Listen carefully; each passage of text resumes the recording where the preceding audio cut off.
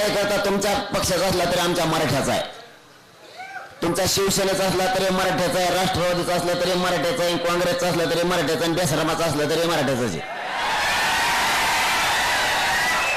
आमचे लोक असले वागणूक देते का तुम्हाला तिकडे आल्यावर? तुम्ही आम्हाला मुंबईत अशी वागणूक जर दिली ना मुख्यमंत्री साहेब, इथून गेल्यावर मराठ्याच्या पोराच्या डोक्यात हे राहणार आहे, मुंबईत गेल्यावर हाल केलते तुमच्या सुद्धा, तुमच्या नेत्याच्या मनात, तुमच्या कार्यकर्त्याच्या मनात सभा होत्यांत असंच होणार आहे. मग तिकडे बी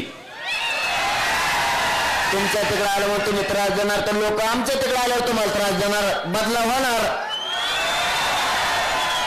कशाला आपल्याला पडत पडायचं? लेकरं लांबून आले, थेंबर पाणी द्यावा, त्यांना एखाद्यावर चटणी भाकर द्यावा. का मुंबईत आले म्हणून कदरून जावा म्हणून हाट्याला बंद ठुले जाऊन याला काय धंदा राव? तुम्ही बघून आले का? छत्र्या नाहीत,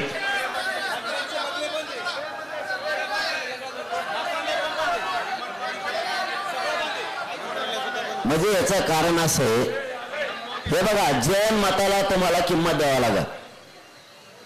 राजकारणाला ऐकून तुम्हाला जैन मताचं मत काय, एक मताने लोक काय सांगतात याला सुद्धा किंमत द्यावा लागणार. तुम्ही आम्हाला देऊन सांगणार, गोड गोड बोलणार, तसं काही नाही.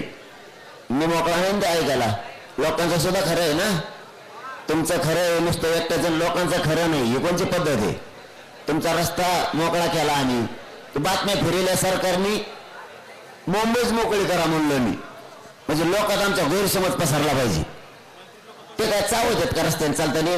मराठीचे पोरं मुंबईत समजा बघते फिरते, कुणा शिदिली का मराठ्याच्या पोरांना, कुणा शिदिली, कोणत्या पॉइंटला गेला असं देव